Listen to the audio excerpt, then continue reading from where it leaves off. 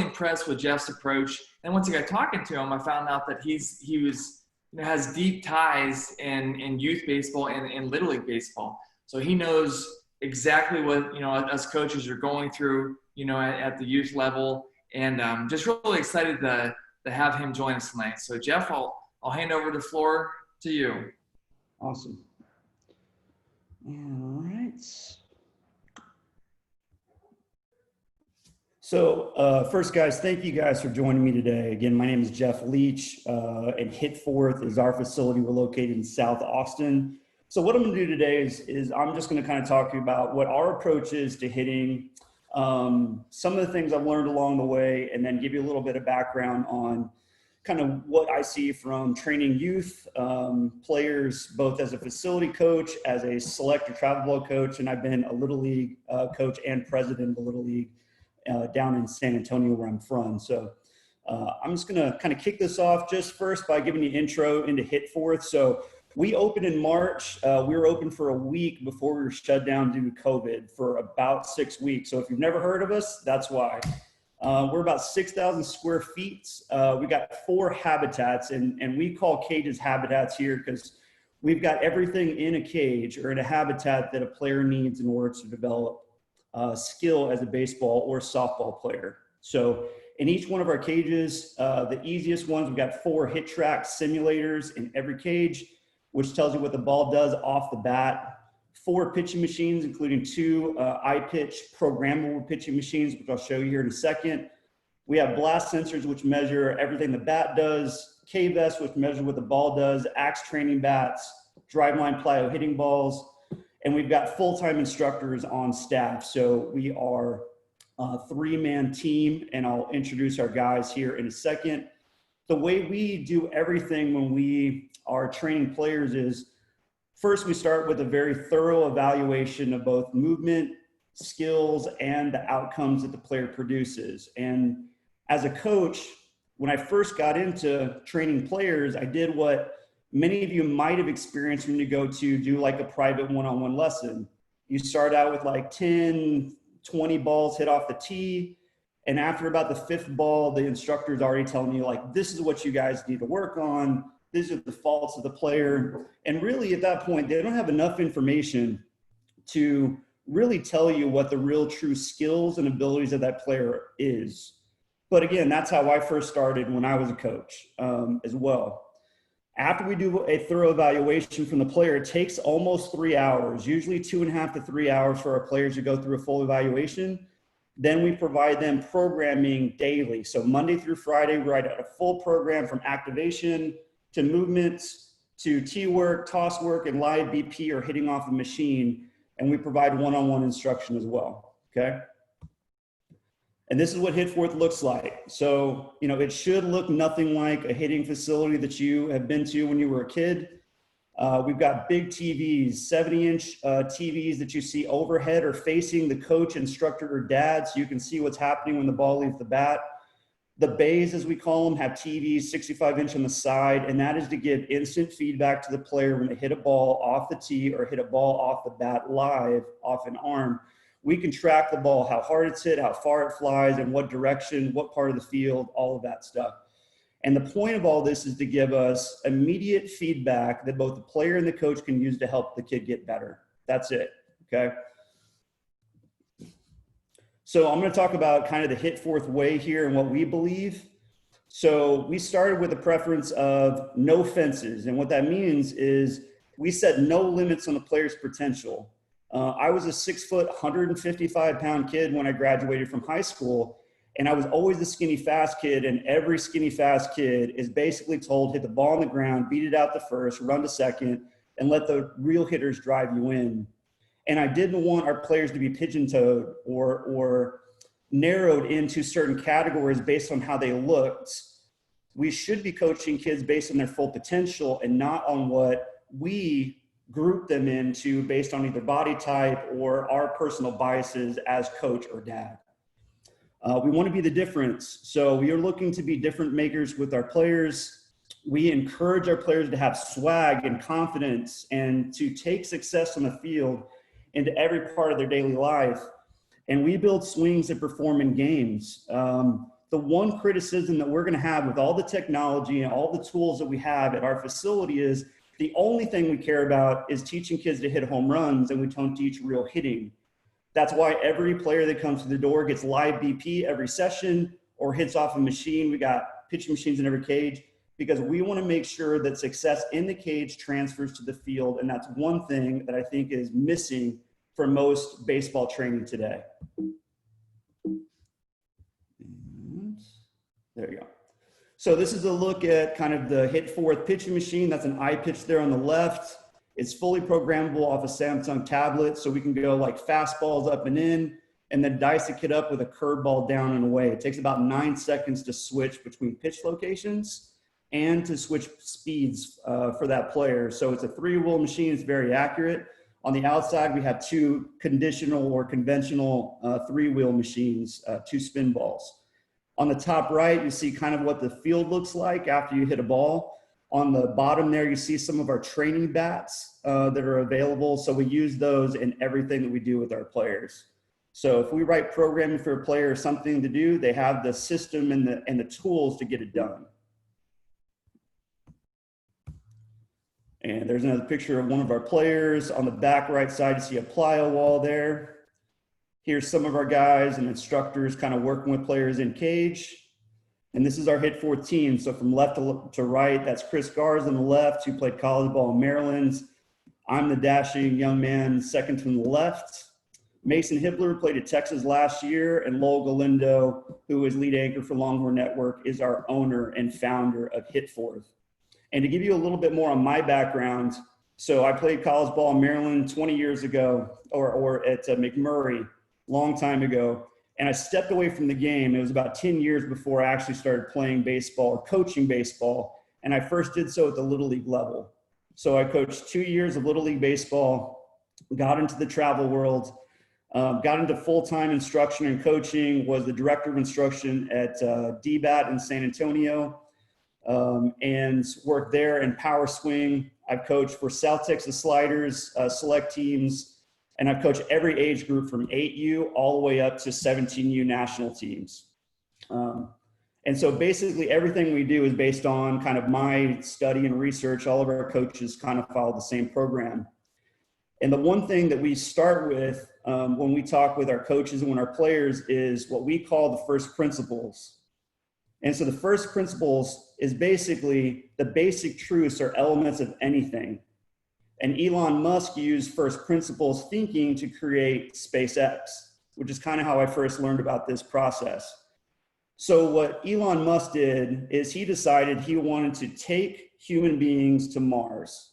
And what he did is he decided, I want to find out how to actually get there. I need to get a rocket in order to get to the moon. So when he decided to get a rocket, he tried to figure out how much it would cost to buy one. And he went to the US government and to Russia and to other countries and found that it was hundreds and hundreds of millions of dollars.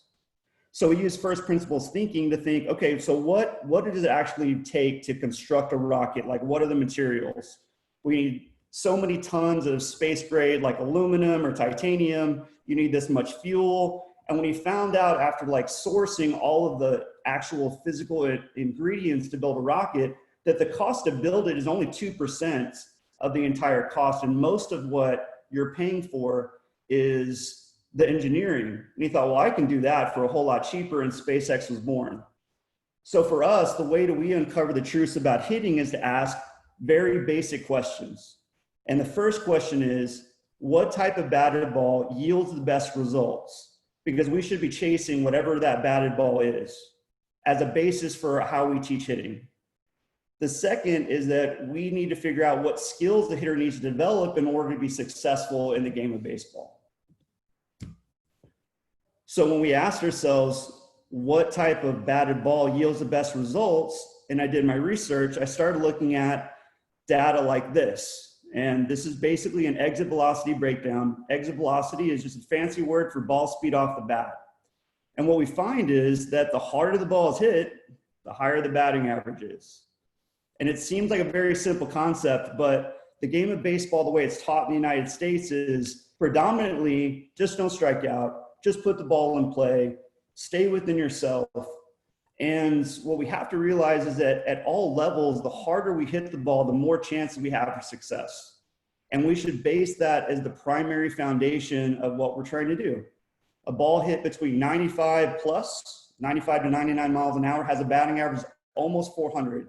And I'm not considering what type of batted ball that is, whether it is a ground ball, whether it is a fly ball, or whether it is a line drive. Simply a hard hit ball has a better chance for dropping for a base hit than a ball that's hit softer.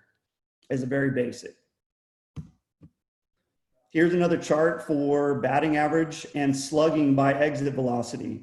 So as the batting averages go up, you'll see that the exit velocity goes up. As exit velocity goes up, you have more chances for extra base hits, your doubles, triples, and your home runs. I've been fortunate to meet Jim Rakan, who's the hitting coordinator for the Indians. And when they looked at all the data, all of the advanced metrics, what they found out was a very simple concept. Generally, the team with the most extra base hits wins the game. So a lot of what we hear in the media talking about like launch angle and all that stuff is simply teams looking at what results in the most runs scored, what actually helps us win games. It's not about striking out more to sell out for hitting dingers. It's about what actually produces more runs and giving us the best chance to produce that more often. So again, when we look at what type of balls also results in the best types of hits, we have to consider the type of ball that we hit. Ground balls, fly balls, line drives. I'm not even gonna talk about pop-ups here.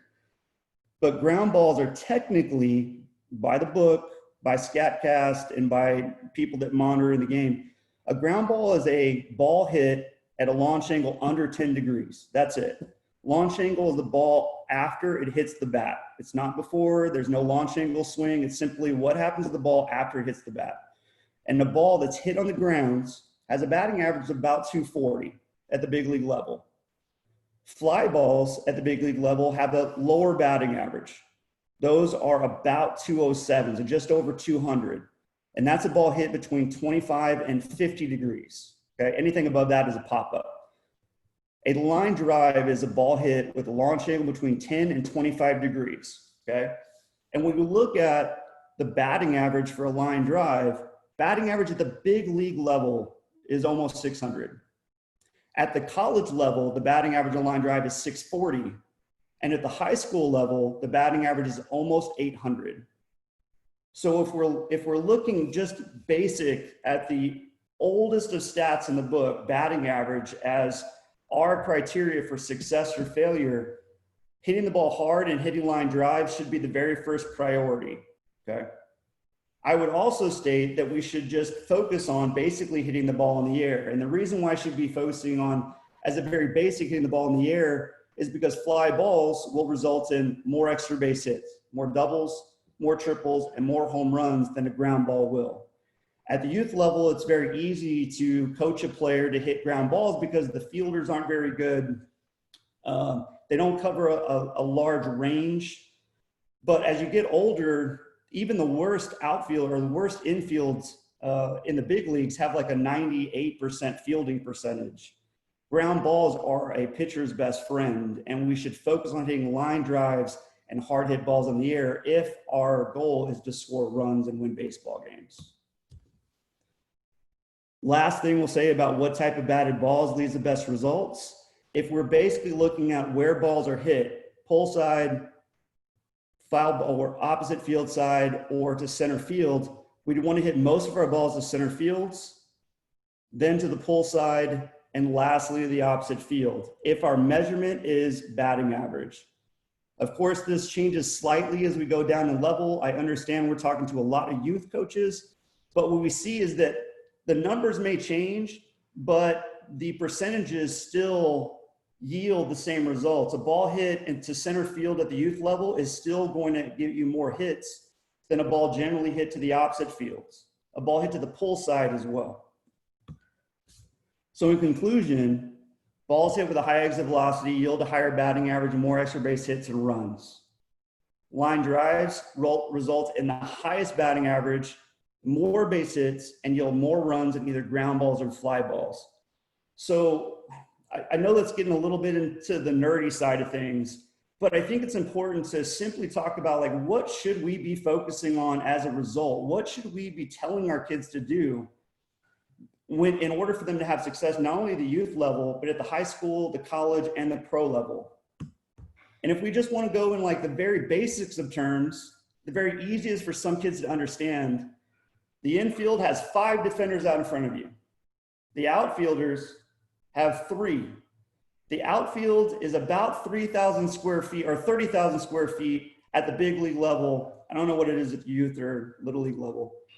And the infield's about 7,000 square feet. So you have 5 guys covering 7,000 square feet in the infield and 3 guys covering 30,000 square feet of grass and turf in the outfields. So our first priority here when we're working with players is I want you to hit the ball hard over the infielder's head first.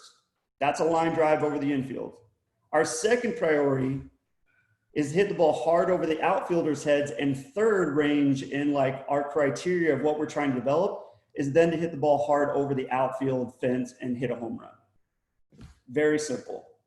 When coaches are saying they don't believe in line drives or they don't believe in launch angle, but they do believe in line drives, essentially we're saying the same thing, just not putting a number to it. So another thing that we want to talk about is what skills that a player needs to develop in order to be successful. And here's the issue that we have as baseball players is we need to be able to hit balls that are thrown hard and fast. We need to be able to hit balls that dive, cut, slide, curve. We need to hit slow balls that look like fastballs. We need to be able to hit all types of pitches, at all types of speeds, at all types of different variables, right-hand pitchers, left-handed pitchers. We generally coach our baseball players in a very easy and soft environment to thrive from. I would contend that baseball is the only sport where we train our players at a much lower difficulty level than we do face in the actual game. And we wonder why our hitters never can take success in the batting cage or off the tee or off soft toss or BP to dad into games. And that should be something that we have to consider when we're looking at developing baseball players. So a couple of player development concepts that we're going to talk about, very simple stuff that you guys can use with your players. And some of the things that we use every day here at HitForth are things like an internal or having an internal or an external focus with our hitters. Providing objective and subjective feedback to our hitters to tell them whether they're doing well or whether they can have an opportunity to improve.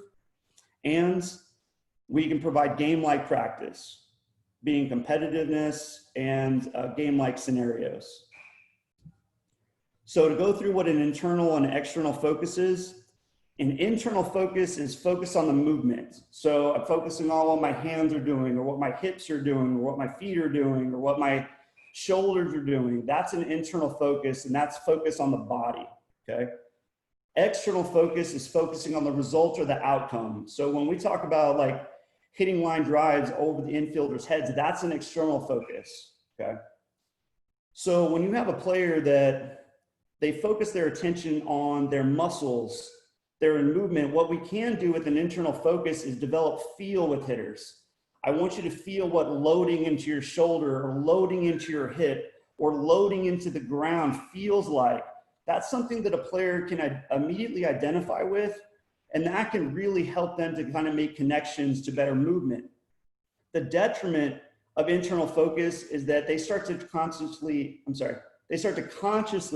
control their movement. It becomes slower and less efficient.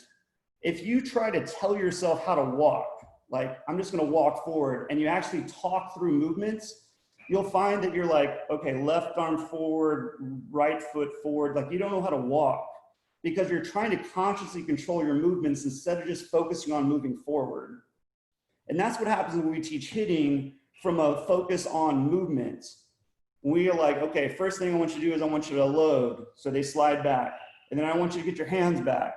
And then I want you to step. And then I want you to turn your hips. And then I want you to swing the bat. That's why players look robotic when they're being taught by dad or by coach. And it doesn't look fluid and it doesn't look smooth and it doesn't look athletic because we are teaching it in a here is a 1, 2, 3, 4 hit type of pattern that doesn't follow the basic rules of locomotion. And the way I had it presented to me that really clicked was, if we sent our kids to school, our babies to school before they learned how to walk, we would think you'd have to go to school in order to learn how to walk, like somebody had to teach you. When in reality, it's the kids standing up, falling down, standing up, the trial and error of learning to put one foot in front of the other and move without having any conscious control of their movement that allows them to learn what is the most maybe complicated movement of your entire life, learning how to walk. And if you've ever had anybody that's lost the ability to walk, maybe they had an accident, you realize how difficult it is for them to kind of get that feeling, even consciously knowing how to do it. The benefits of an external focus is that it encourages automaticity, or the ability to move without conscious thought. So we want to make sure that when we're thinking about doing this, that we're trying to create as efficient movements and technique as possible. And the way to do that is to have a player focus externally on the outcome rather than internally on the movement of their body.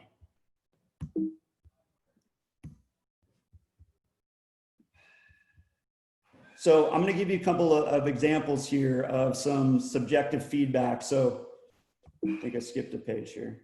There you go. So I'm going to give you some objective, there you go. So internal and external cues here, sorry. So an example of an internal cue would be extend your arms, right? I want you to focus on like extension at contact. A way that we could say that differently to help a player do that, if they're a right-handed hitter, would be to tell them to hit the ball to the right field, right? If they're focusing on hitting the ball to right field, generally they extend their arms out and away from them. And that's an easy way for kind of them to focus on the results of what you're trying to achieve without really focusing on what their hands and arms are doing. We could tell them to turn their hips, which focus them more on what their hips are doing. Or we could say something like, I want you to turn to the pitcher, or belt buckle to the pitcher, or I want you to face the pitcher. Something as simple as that. We'll have them move, but based on an external goal that's out in front of them, a target that they need to rotate or move to, rather than focusing just on their body. And another one that we find is really common is keep your weight back. And one way that we could say that differently is to hold the ground. And when you say that to a player, what they'll feel like is they just want to keep their back foot rooted into the floor as they stride forward as long as possible. Keeping your weight back can have a really negative connotation where you have players that don't ever weight shift forward and then they just kind of spin on their back foot, they fall back. But if you tell them to step forward and hold the ground while they do it, sometimes they'll shift their weight and land in a much better balanced position. So I just wanted to give you guys a couple of cues that you guys could use. And feel free to think of really anything that focuses them on outside of the body. And the easiest way to do that is where's your goal? Where are you trying to hit the ball? We as coaches are very comfortable saying left field, right field, especially when it's a right-hand hitter to hit the ball oppo. We generally aren't comfortable teaching them to hit the ball, like focusing on hitting the ball up in the air or down on the ground. But that's the easiest way to change swing path. If they're steep like this, I would want them to think about hitting the ball in the air, so it gets them to naturally start to feel like they can create an uphill stroke. If they're steep and they're swinging really uppercut like this, I may tell them that I want them to hit the ball on the ground. I may want them to hit the ball low, and that's an external goal that will change their swing path. We just have to make sure that we don't have the same swing cue and same swing goal for every single player. So the second thing that we focus on from a development standpoint is giving subjective and objective feedback to the player, okay? And what subjective feedback is, it's soft data. It's based on personal opinion, my interpretation of a swing or a movement or of a hitter, my point of view. So the way I like to explain it is it's mom's recap of a player playing in the game is subjective feedback. If you ask a mom how they did, they'll say, he did great, he got a hit. He did great, he hit a ball really far, really hard. That's subjective to her, that's her interpretation. Hard data is what objective feedback is, and that's basically fact-based and measurable. So that's dad's recap of the game. And so when you ask a dad, they're gonna say, yeah, he went like 3 for 4, couple of line drives. He had a home run. They're giving you the stats rather than just giving you like the objectiveness. Or they're going to say, from a subjective point of view, he was pulling off the baseball, or he was dipping his shoulder. That's subjective. And I'd like for us to at least balance subjective evaluation of a player with some type of objective measurement. So the value of subjective is that it considers all outside factors, what the game plan was, what the plan was, what the count was, where sometimes we miss that with objective feedback. I know what the exit velocity is. I know what the launch angle was. I don't know what the count was. I don't know what the pitch was or the movement of the ball. I don't have some of the superlative information that I need, that context I need to really say what is good and what is valuable. So some examples of objective feedback is exit velocity. What was the ball speed off the bat? Bat speed. What was the bat speed of the batted impact with the ball? The attack angle. The attack angle is the degrees or angles that the bat was swinging at when it hit the baseball. If it's positive, it's swinging up to contact, slight uppercut. If it's zero, it's swinging really flat and negative, and if it's negative, it's a down angle to contact. Okay. And launch angle is basically the degrees that the ball leaves the bat post contact. Okay. So that's an objective measurement and allows me to be really detailed and accurate in my assessment of a player. And the other thing we talked about from a player development, like strategy, is providing game-like practice to a player. So hitting a baseball or softball, again, is the only skill that's routinely practiced at a speed and difficulty and intensity level that's much lower in the game. It's not uncommon for big leaguers to hit off a tee, to take underhand flips, and then step into a game facing 90. So the question is, how would you prepare your player? At the professional level, they're now trying to create more game-like routines and practices to get their hitters prepared for a pitcher that throws 94 mile an hour is the average fastball at the big league level, with an 82 mile an hour slider and a 78 mile an hour change, and he mixes locations. How are we going to actually develop the skill to do that if we just stick to basic tee work and underhand flips? How would your player get prepared to hit off that all-star kid that throws 65 if he only practices off hitting off the tee or soft flips or soft BP from dad? There are plenty of opportunities for players to get like confidence building through like easy soft hand and soft toss BP, but we need to have a little bit more of a balance of challenging our hitters with difficulty level that and game-like scenarios that more closely mimic the games. So how do I add more game-like elements into my practice? Okay. So I get this question a lot, and one thing that we can do is we can vary the distances that we throw our pitches from, right? Sometimes I'm going to throw really close to the hitter in order to simulate a faster thrown baseball. Sometimes I'm going to get a little bit further back, and that'll simulate a ball that's thrown softer from a pitcher. And one thing that we struggle with always is like a high school kid that says he can only hit hard pitching, which means he can only hit like your average fastball between like 82 and 86. Anything over that's too hard. Anything softer than that, he's way out in front. The only way to get used to that type of training without losing your arm or having a pitching machine able to simulate it is to throw closer, throw further, mix up your distances so that the player is always making adjustments. Another thing you can do is just simply mix up your arm slots, throw from over the top, throw from sidearm, get a lefty that can throw to your hitters, throw righty, mix up your speeds and your locations often to simulate the randomness of games. Most of us like get our kids ready by throwing like fastballs down the middle. It's the same speed from the same distance. It's like 30 pitches in a row, but in a game, the pitcher's throwing outside fastball and then a change up and then another fastball in, and then he throws one up or down low. So the player is always having to make an adjustment, but in the practice, we don't make our players adjust nearly enough to adjust to what the pitcher's going to do to them in the game. And the last thing about creating a game-like environment is to increase the intensity or the competitiveness of practice so that it more closely stimulates all the pressures that a player feels when he's batting in the game. So if you're playing a mini game, for us, we play games like Infield is lava. If they hit the ball in the infield, it's an out. So the only thing that counts is the ball that lands in the grass in the outfield. We'll play cage ball, where we try to hit the ball to the back side of the cage. That's 2 points. If it's the back top net, that's worth 3. If it's a side net, it's 1 point. If it hits the ground, it's nothing. And that just encourages the outcomes that we're looking for in the game. And we pair that with hard game-like BP or pitching. We might simulate live at-bats in that. Anything that can make it feel more like the game. So that gets us kind of like the basic approach from a development standpoint, kind of what we're looking for, and kind of like what's our principle behind what we're trying to teach.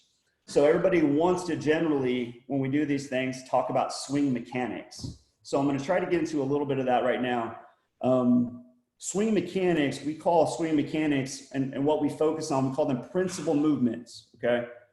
And principal movements have 3 criteria for us to actually care about it. And those 3 criteria are, they're consistent. So if we watch Mike Trout and Aaron Judge or Bregman, go on, list from current big leaguers to the past best hitters, they will all do this to some degree. If they don't all do it, I don't care about it. So generally a player's stance, I don't care about it. Stride direction, I don't care about it to a certain degree. Stuff like that. I do care about some things that we're going to talk about here in a minute. Is it observable? Can I see it on video when I compare Mike Trout to your son, to a high school player, to whomever? Is it observable either with my naked eye or on video? And the last thing is it measurable? Can I measure it? So here at HitForth, we have K-Vest, and that straps on a belt, straps on your shoulder, your lead arm, and your hand. So I can actually see how the player moves when they swing, and I can compare those hitters to the best players in the world. So I can see if the movement is close to the same as Mike Trout. I can see whether they're loading correctly, whether their swing has the right sequence, whether they're at heel strike in a good position, at contact in a good position, stuff like that. If I can't do those 3 things, then I really don't care about their movements. So here are the 6 kind of swing mechanic movements that we actually care about, okay? And the first is hip hinge, okay? And it's a very basic movement, and let's see if I can't exit this real quick.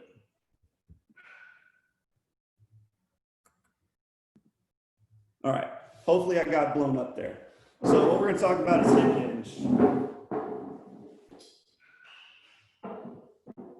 So hip hinge very basically is when I push my butt back, creating this lean over the plate, okay? So as I stride, I don't care anything about how a player stands. I don't care about their stance. If you look at Brett or at Bellinger, he stands straight up with the bat over his shoulder like this. And Mike Trout, to some degree, stands up fairly tall as well, really high back elbow. The one thing they do consistently is at heel strike, at landing, they land with hinge. They land with their hand forward. And that allows them to rotate on a tilted axis like this. Okay, if you look at my HitForth lettering, you'll see that it's tilted to the side like that. So if I hold up a bat here, I'm just going to hold up this. What hinge does is it allows me to get to my barrel on the plane of the pitch. So if I bend forward like this, you can see that the knob of this bat here is pointing down towards like the top of the strike zone. If I rotate from this position, my barrel will tilt into the strike zone. If I do that from this angle, I bend forward from my hips and I rotate, you can see that my barrel is on the same angle as the pitch in the strike zone. If I stand really tall like this and I turn, my hands and my bat wants to follow my shoulder rotation. The only way for me to hit the ball is to chop down on it like that. And that's going to cause me to pop the ball up, okay? So the first thing that we want to focus on is when a player lands, it creates a little bit of hinge. So when he turns, the barrel's in the strike zone like that. The lower the pitch, the more tilt they'll need to get on their barrel. The higher the pitch, the flatter they want to swing. So if the pitch is the top of the strike zone, we'll want a flatter barrel. We want to feel like we stay a little bit more level through the path of the pitch, even maybe feeling like we swing down on the high pitch in the strike zone.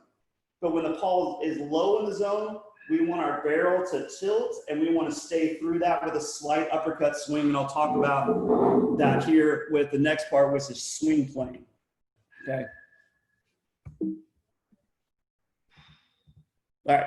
So coil. So coil is the other movement that we talk about. And what coil is basically it's just the loading of the back hip or counter rotation of the back hip. So if I stand up here again, hopefully you guys can see this. Let's see.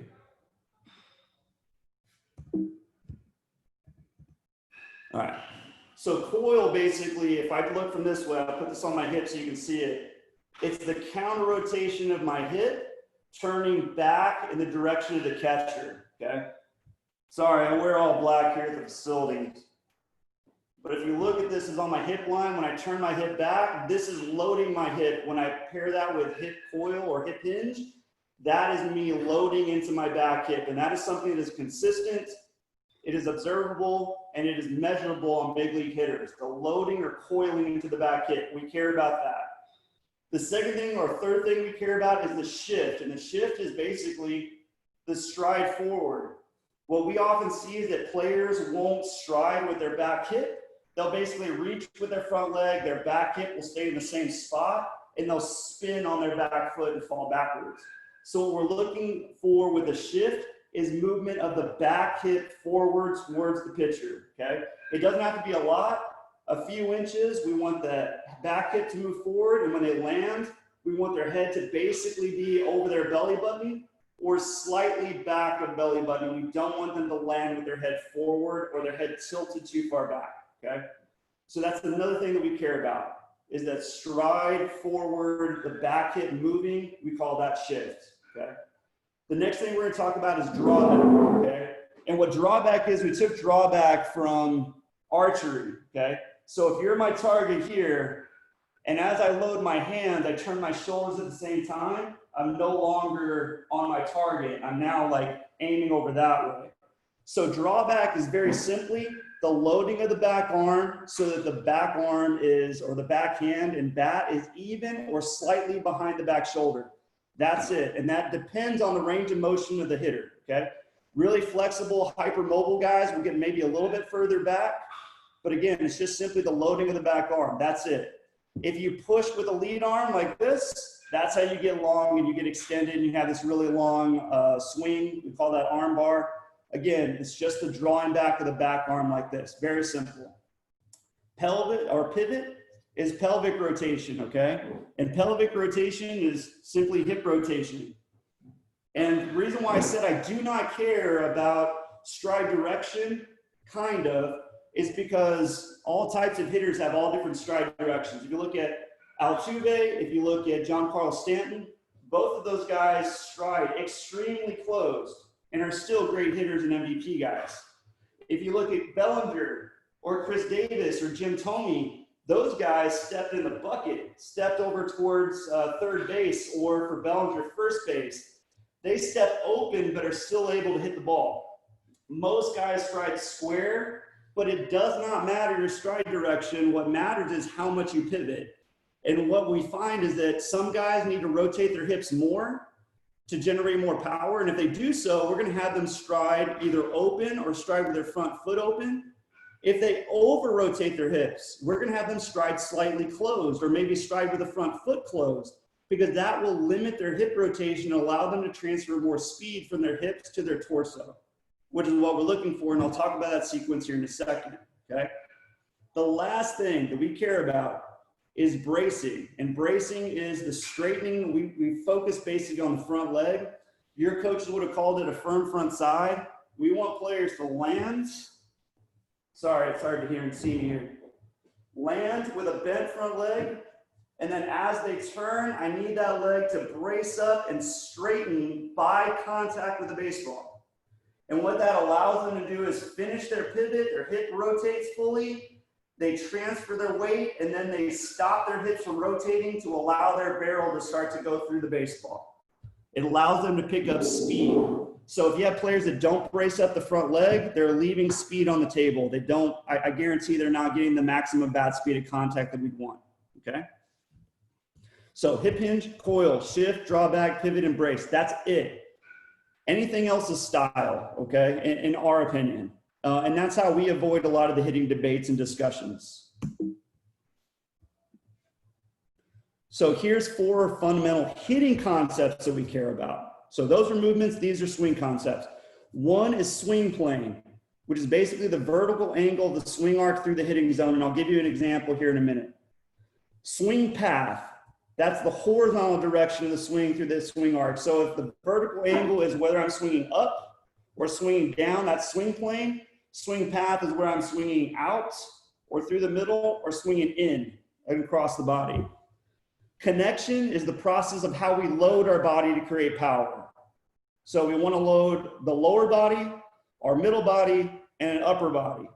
And then a kinematic sequence is basically how we unload the lower, the middle, and the upper body in our swing, okay? So this is from Ted Williams' Science of Hitting from a long, long time ago. I think that book was written in 1968. And what Williams talked about was swinging through the plane of the pitch, okay? So everybody agrees that the ball comes down out of the pitcher's hand like this. So if we're going to square that ball up, we want our bat to match that path and swing through it as closely as possible. And what that gives you is the greatest amount of error. If you're late, you hit the ball. If you're on time, you hit it here. And if you're early, you hit it out there. But if your swing is either going down too much like this, or if it's a flat pitch, up too much like this, you're not on playing with the pitch long enough to be consistent. And the best players of the world have the longest path through the zone. There's a video from Swings or Sports Science on ESPN with Miguel Tejada. This was not Miguel Tejada. Detroit Tigers. Anyway, look up Sports Science and hitting, and what you'll find is that the best hitters are on playing with the pitch 50% longer than your average hitters. They basically get the bat in the zone earlier and stay on it a lot longer than your average hitter. So we focus on that a lot with what we teach when we're focusing on hitting here at HitForth. Again, swing path is a horizontal direction of the barrel through contact. So what we see is Pete Rose there on the bottom. You can see that the circular path of the bat at first starts inside out to contact here at the back of the zone. It starts to square up towards the front edge of the plate. And then towards the inside, the hands start working to the left and across the ball. And that's when he starts to pull it or release the barrel out and through the path of the pitch. So what we're looking for is an ideal path that stays inside out to the path and has a square through the path, almost an ellipse path, rather than a circular path right around the body or 2 inside out or 2 across the ball. We want it to feel and look like an ellipse, like that yellow line there on the bottom right. Connection is how we load and how we stay loaded as a hitter. So if you look at the picture of Trout right here on the bottom left, he's loaded into the back ankle. His back ankle is on the ground right here. His hip is coiled, so he's got load into his back hip, and he's got drawback in his upper body. So his hands are drawn back and loaded. As he strides forward and he gets to heel strike here, he still has his heel on the ground. He is still loaded in his back hip, and he still has drawback. He has not unloaded his swing yet. He has stayed into his hip, stayed into his back heel, and stayed into his back. He still has connection that allows him to make an adjustment. If he's late on the pitch, he may start to unload from his pelvis before his front foot lands. He may get hip rotation. But in studying our hitters, studying professional hitters, most players stay loaded into their hip, load into their heel, and load into their upper back into heel strike.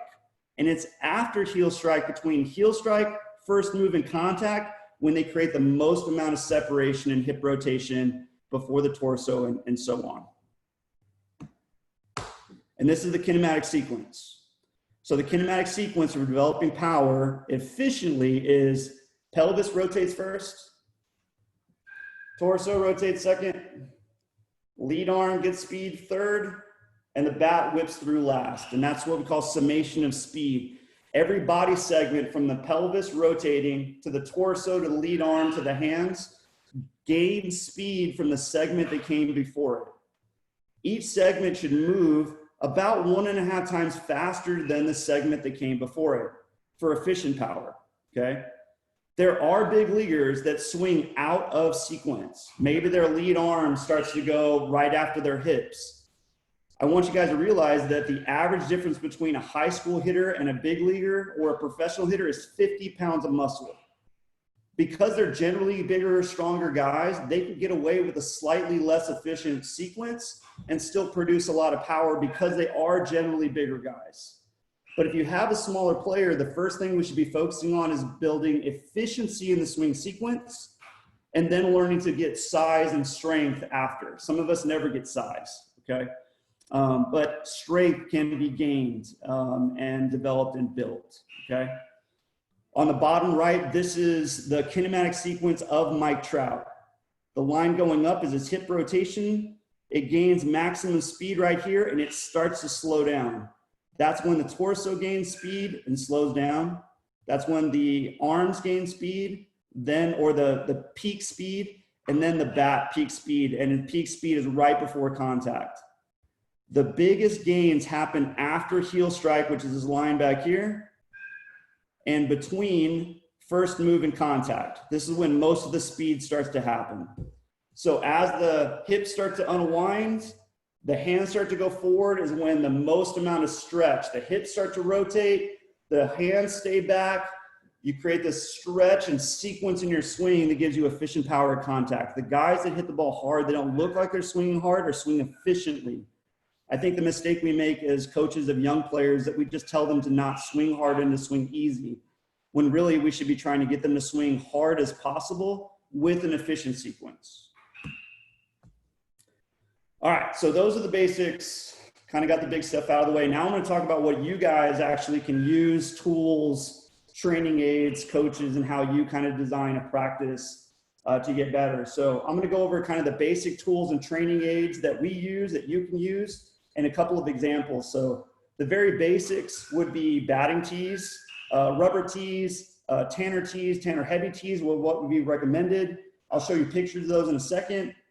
In training bats, we use short bats, heavy bats, long bats, and light bats. And what swinging different size and weight of bats does, not only from like a swing a heavy bat, build power, swing a smaller bat, build speed perspective, is we develop proprioception, which is a fancy word for feel. If a player learns to swing a big bat and find the barrel, and then swings a short bat and finds the barrel, he's developing feel. And feel is what we need in order to get better as a baseball player as we go up in levels.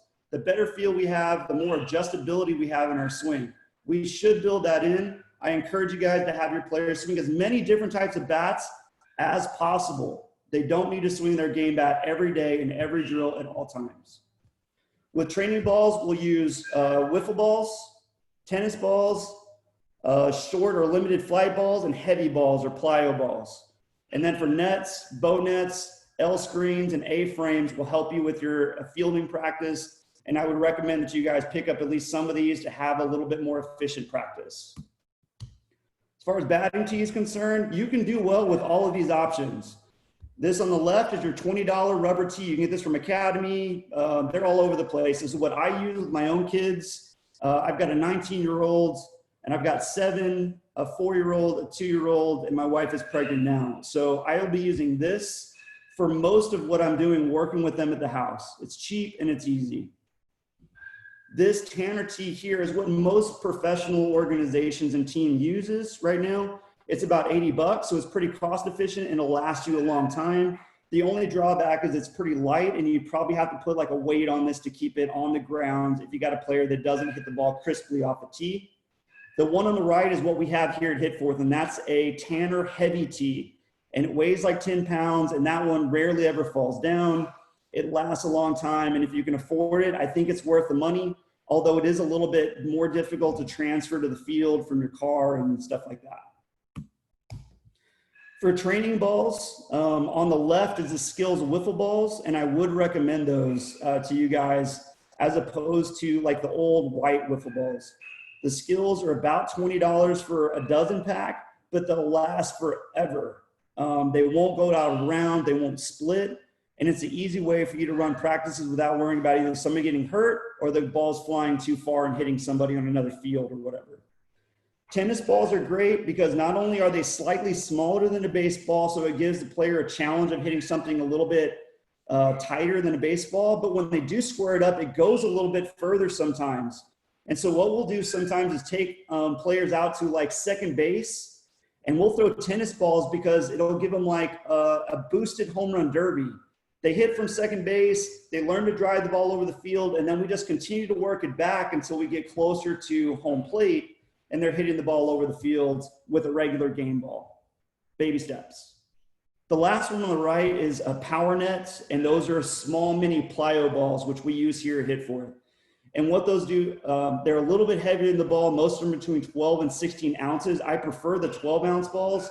The 16 ounces are a little too heavy, so for your young players, they'll hit the ball, and the bat just stops. They can't drive through it because it's too heavy.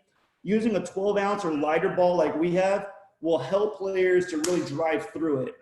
So I'd encourage you guys to get the power net balls, which are on Amazon and are super cheap, like 40 for $6, and they'll last you forever. And they're great for small spaces, like if you can only hit behind the field, in between cages, you need an extra station, you can use those, and they won't go more than 20 or 30 feet. And for nets and screens, here's some options for you. So you've got basically a bow net, which is a net L screen on the right. It's easy, you throw BP through it or around it. In the middle, you've got a bow net sock net, costs about $100. Those are all, I think both of those are found at Academy. On the right is what they call an A screen, and the A screen is angled on both sides. So you can throw right-handed or left-handed overhand BP around that and still give yourself some protection. The problem with the L screen here on the left that we've all seen and used is that right-handers, you got to flip it around for a lefty or whatever. So the one on the right, the A frame, is just pretty economical. You never have to switch it. You can just throw from the middle of the mound and light them up. For advanced tools to give objective feedback, this is kind of what we'd recommend, okay? A bat sensor, we use blast sensors here at HitForth, and a ball speed radar. We use pocket radar. We have HitTrax, which can kind of do the big ball speed on every ball. But you can also use like a Stalker Sport 2, which is used by a lot of scouts as well. We'll use bat speed trainers, Axe bat speed trainers on the walls of every one of our habitats here so the players have access to it. And a simulator is the ultimate, and they have Rapsodo, which can go out to a field or in a cage. Takes a little bit of time to set up, but will give you on an iPad all the data and where the ball would land on a real field, give you that instant feedback. And a HitTrax is what we have here. And what I recommend to anybody who can get access to it, if not here, go to a cage that has a HitTrax. It'll change the way you train.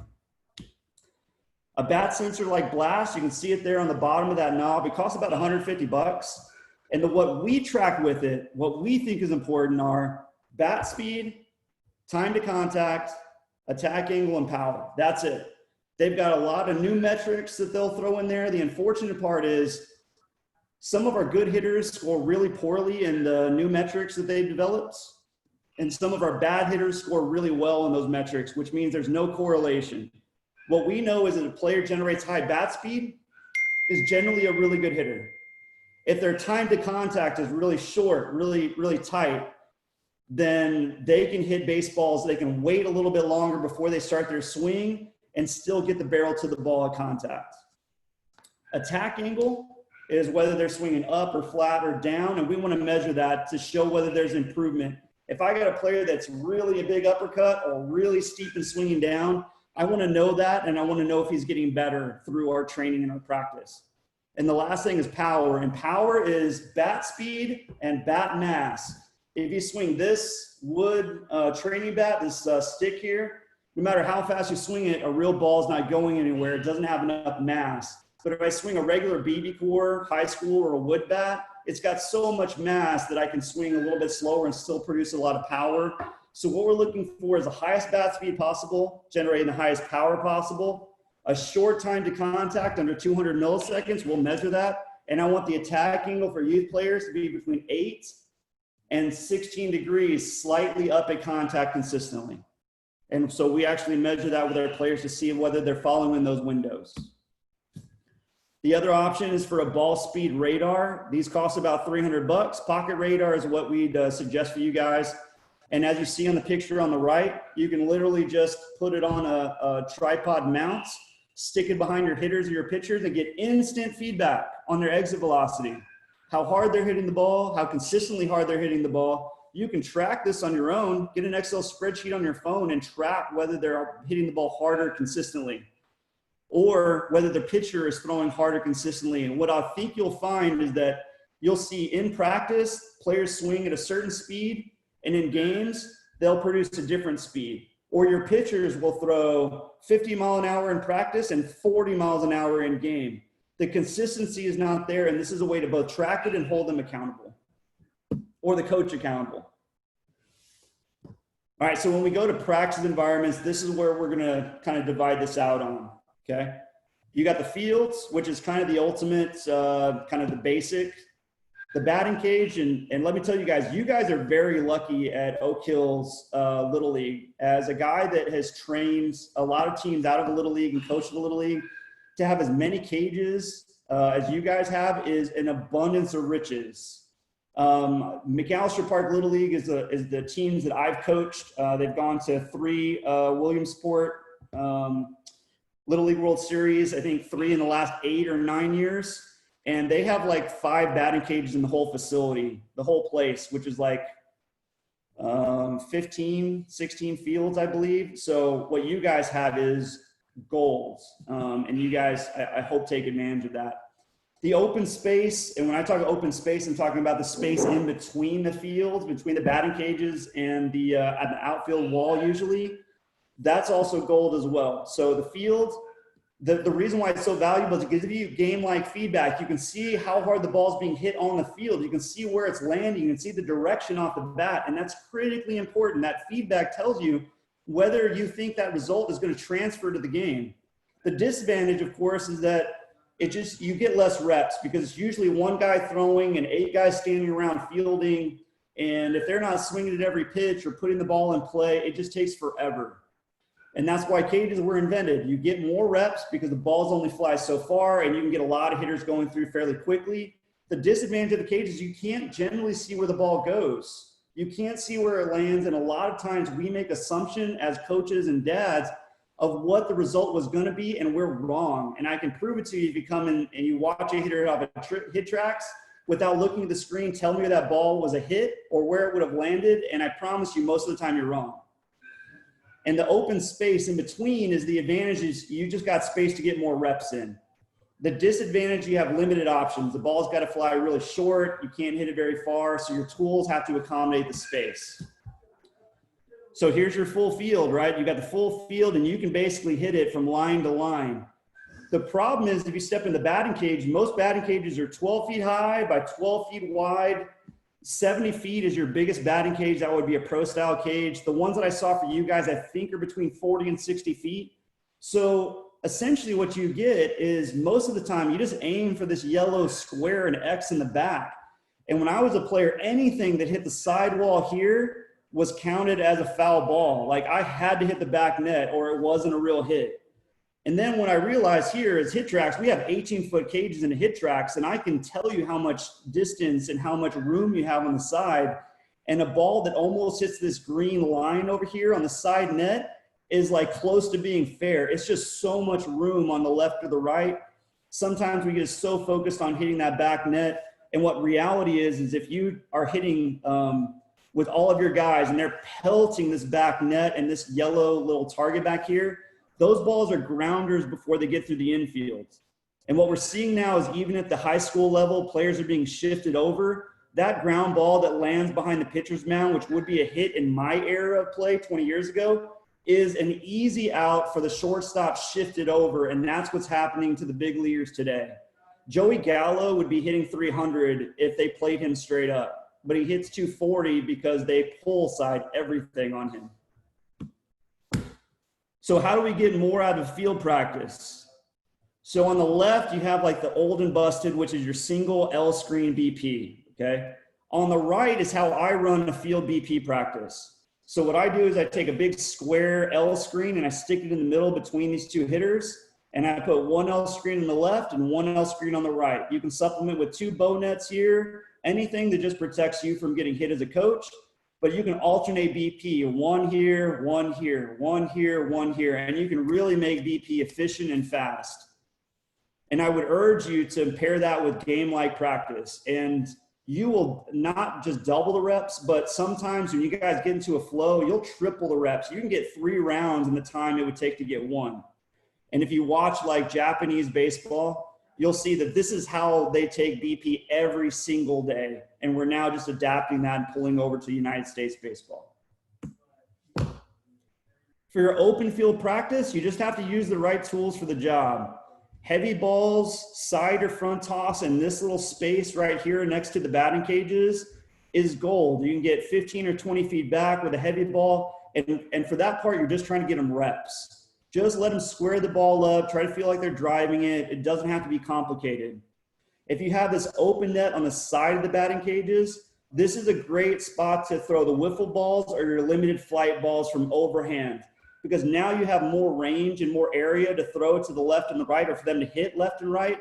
I still would probably encourage them to stay through the middle or try to hit balls oppo in this, so not yanking it into this, to the batting cage here. But the open areas for foul line to foul line here makes it a lot more game-like and will be a great place for you to hit before ball games if you can't like hit on the fields. And this is basically how I would structure practice if I had about an hour. And from what I'm told, you guys have between an hour and 15, hour 30 maybe. But sometimes your hitting practices generally go a little bit over. So we're just gonna like outline for 60 minutes and keep it really simple and easy and clean. So if you have 3 groups, 3 to 4 players per group. I've coached Little League. Sometimes it was hard to get 6 players at a practice, but if you can get 9 to 12, you can run a really nice 3-station practice. You need 3 coaches, 3 helpers to do it. And you can run it in about 20-minute rotations and get a lot of work in. So for group 1, I would run that down the right field line, and that's a wiffle ball line drive competition. And for that, I'm using some short or limited flight balls, and I'm focusing on what is the optimal result. Let's hit line drives, okay? And I would caution you guys in practices like this where you only have 1 time a week to get into the weeds on any mechanical stuff. I would really focus on outside focus, really on external focus of where they're triggering the ball and intensity of swing and direction, and limit all the conversation about movement to like coaches or one-on-one practice like off the field or in between. Group 2 would be outside the batting cage. So this would be heavy balls, front toss, and side toss. It doesn't matter what you do. You're just trying to get reps, trying to get them to square up the ball with a heavy ball. If they hit the bottom or top, it won't fly very straight or far. So just focusing on hitting barrels and getting good timing to the pitch. And group 3 in the batting cage, soft toss BP, just get them with a lot of reps in there. If that's your only chance to hit overhand and hit on field or hit in the cage, then just give them soft toss BP. You can always switch it up to some type of game like cage ball or exit velo competition to get a little bit of urgency on that. I would just encourage you to create all types of games to get players engaged and excited about practice. Kids hate drills, okay? Although we do a lot here as well. The second one would be the second rotation and group here on the bottom would be 2 groups, 60 minutes when you basically have access to a field and are not restricted to like trying to run a field practice at the same time that you're running a hitting practice. So at the bottom, what I would do is I would have 1 group out in the field, fielding balls off the bat. When guys talk about kids not having an instinct and they can't field baseballs, the best way to teach instinct, reading balls, and making good jumps is to take a lot of live balls. We can tell the fungal we want, but they need to see it off the bat in a game-like situation. If you go double barrel BP, you're getting a ton of reps for your fielders if you split them in half and got 5 to 6 out in the field, fielding and shagging. Group 2 is going to be split in half. So you'll take 6 kids into 2 groups of 3. So you take your double barrel BP at home plate. I would encourage you to make a game like go high velo, mix pitches, call strikes and balls, give them a target to hit to, give them situations sometimes, as long as it's not like, here, we have like, 20 minutes to hit and we're going to bunt for 10 of those. I mean, you guys bunt maybe 2% of the time. So fill up practice with swinging the bat and use 10% of your practice time on the other stuff. Okay. Just fill up what they're going to do a lot of, which is swinging the bat, hopefully. Okay. And I would just mix it all up and give them as much game-like as possible. And then down the line, like the right field group, what I would do is I take my wiffle balls down the BP and I just throw like feel good BP to those players and have a line drive competition, or let them just hit the ball hard and far and just let them have fun. So with one group at home plate, it's game like, seeing how the results happen on field with fielders out in front of them. But the second group is that feel good, build confidence, throw pitches, less pressure, just let them hit the baseball and barrel it up and have fun. So that's the basics of it. And I'm sorry for kind of going through a lot of different things in a short amount of time. I was trying to condense things, but give you guys a lot of value on that. The last thing I would say is I would want you guys to come and kind of see what we do and talk to us more.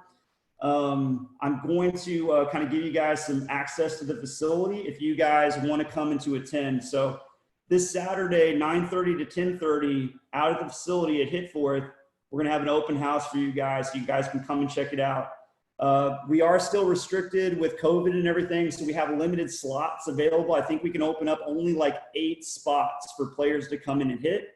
But we would like to encourage any of you guys that want to bring your kids to come see what we're all about to come through. I did send Adam the link, and I'll have him share that with you. And it basically can just be a first come, first serve, either to go to the link and sign up, or just give us a call here at the facility and let us know whether you're interested in coming.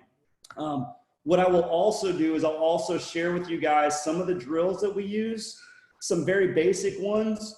I just think it would be better if you guys watch the videos, hear me talk, and watch a player do it, just like we provide here to our players, to kind of see what programming from a coach to a player at HitForth is kind of all about, and maybe give you some good drills that you can use for your practice time that aren't some of the simple ones that we talked about today.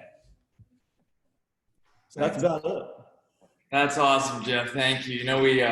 We marketed this as hitting 1-on-1. Man, that was a master's in hitting right there. Thank you. I did my best to try to keep it as simple as possible. I do want to say that from HitForth, we know a lot of this stuff is really complicated. One thing that we try to do with our players is we do try to keep it very simple. If you know it, you say it simply. I wanted to give you guys like the 360, the big overview of everything. And then we can, from that point, take what you need and simplify it. And hopefully that's the best approach that works for you guys as well. Yeah, very good. Thank you. Jeff, so one thing, we know that HitForth has the technology.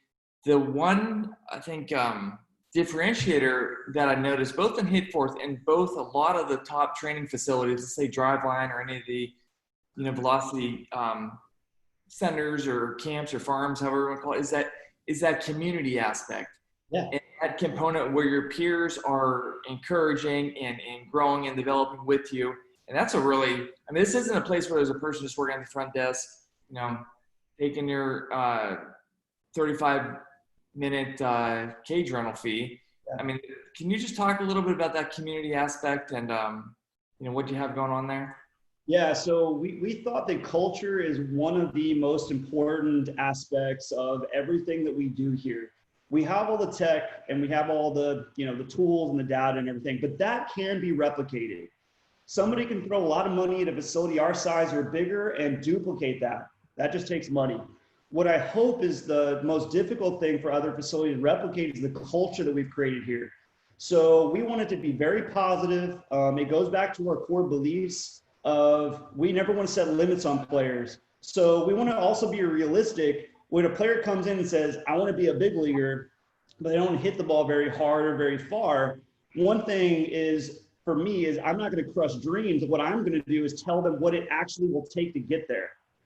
And that's honesty that we can share, and that's objectiveness that we can share with our players without destroying them from a philosophical standpoint. I don't want to ruin that kid's self-image. If he thinks he can be a big leaguer, damn it, I want to encourage them to have that goal and that dream. If their goal is to play for their high school team to be successful, I want to encourage that as well. I just want to make sure that we're supportive of all our players. All of our coaches are on the same page. We all teach the same thing, all been essentially certified.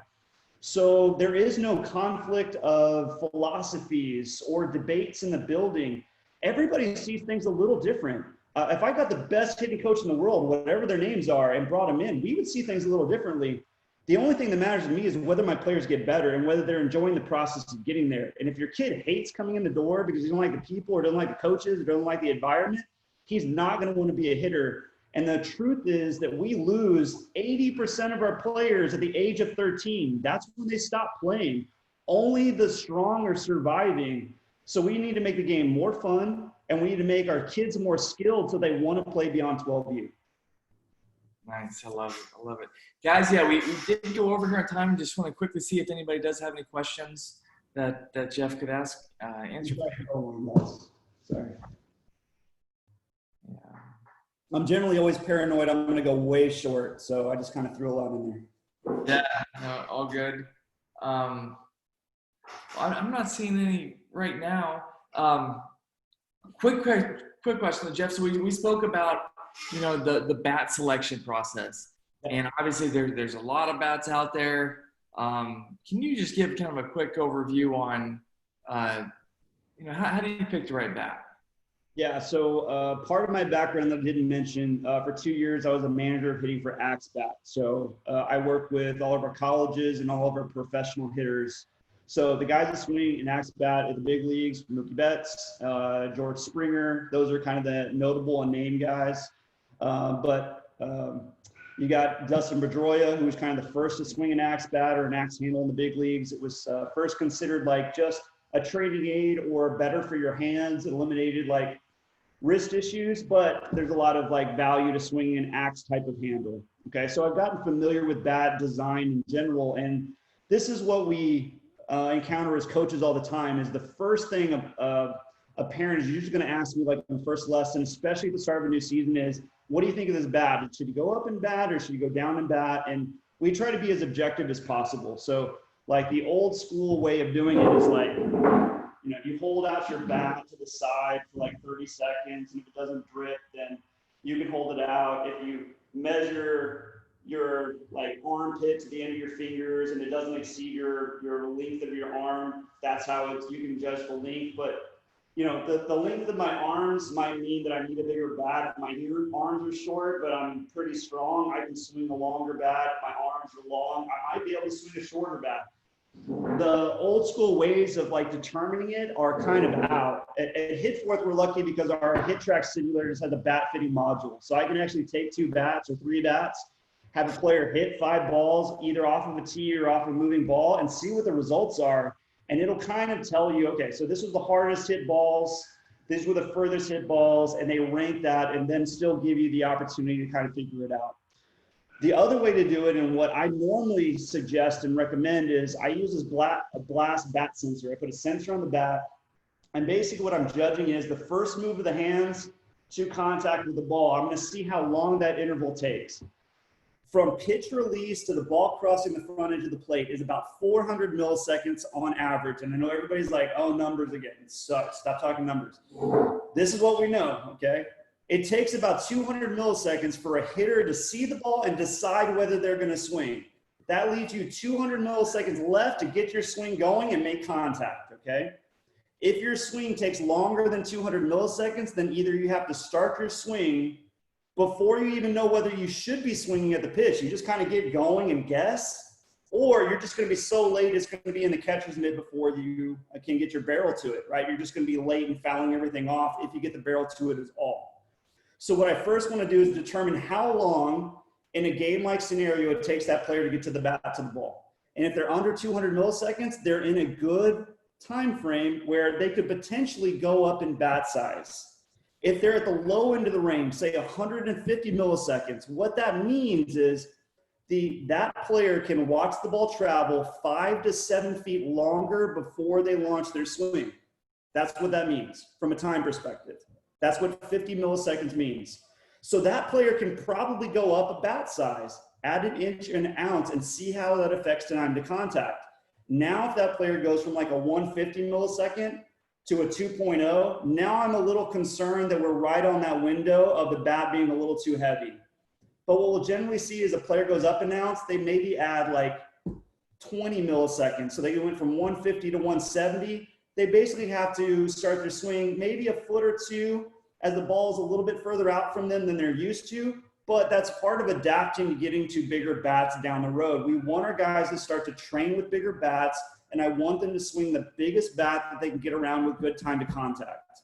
So if you have a player with a really quick swing, you should be getting that player into a bigger bat and challenging him to continue to grow. The bigger bat's going to force him to adapt. And man, like I used a drop 5 bat when I was in college. That's how long ago I played. The high school kids now will have 14-year-olds using a drop 3 that's as heavy or heavier than I was using as a 3-hole hitter in college. Think about that when you're like talking about bat size for players. They should be swinging a drop 10 to a drop 8 at 12U to get them prepared for the drop 8 at 13, a drop 5 at 14, and a drop 3 at 15U. If they're still swinging a drop 10 for too long of a period, it's going to be a really tough transition. So as they get older and get closer to high school age, we just want to get that gap really close so that your average player doesn't feel that big of a change when he gets to high school and he has to swing that big, heavy donkey bat. That's excellent. Really appreciate that, Jeff. Good. Well, Jeff, yeah, we'll share the information for the HitForth's match. Really appreciate you putting that together, the open house. That sounds awesome. Really appreciate your time you putting this together, and especially you coming out to the field, assessing our facilities and our cages and present those diagrams. That's going to help us for years and years to come. So, Jeff, yeah, once again, really, really appreciate your time, and glad to have you here in South Austin. Yeah, thank you guys. If you guys don't get on the HitForth's open house, just please reach out to us. We'd love to meet everybody and show you the place. Very good. Very good. Thanks, guys. Thanks all your coaches for attending as well. Thank you all. Thanks for having that. Thanks, Jeff. All right, guys. Thank you, Jeff. That was awesome. Thank you, man. I appreciate you having me. Good. I know I was covering a lot.